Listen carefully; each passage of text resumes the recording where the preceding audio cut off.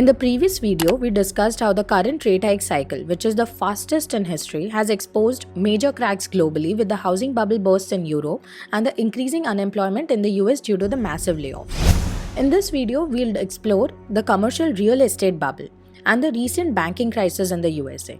To skip to any part of this video, you can click on the timestamps in the description below. Between 2020 and 2022, there was a huge increase in bank deposits around $5 trillion or 33.2%. That's similar to the deposit growth we saw over 9 years from 2010 to 2018. Banks used this money to lend more, even to struggling businesses. This caused a big boom in the real estate market, but all of that changed in 2020 when the pandemic struck. Because of the pandemic and people working from home, owners of commercial buildings faced problems. They had to refinance their loans at higher interest rates, and many offices became empty because of it.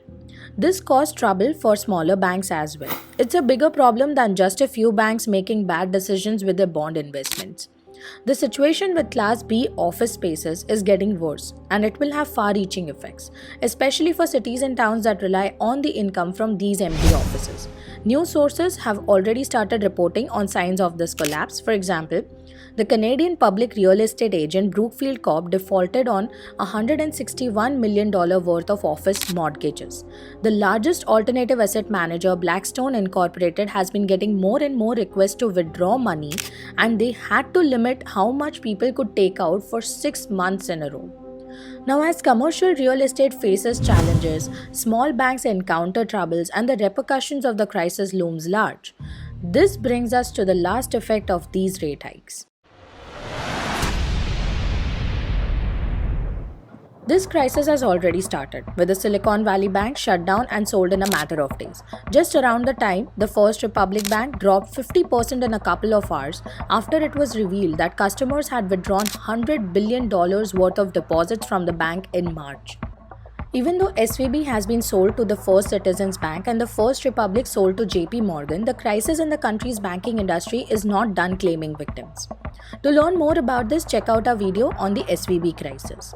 These are all the possible effects of these unprecedented rate hikes, which will finally lead our global economy towards a recession.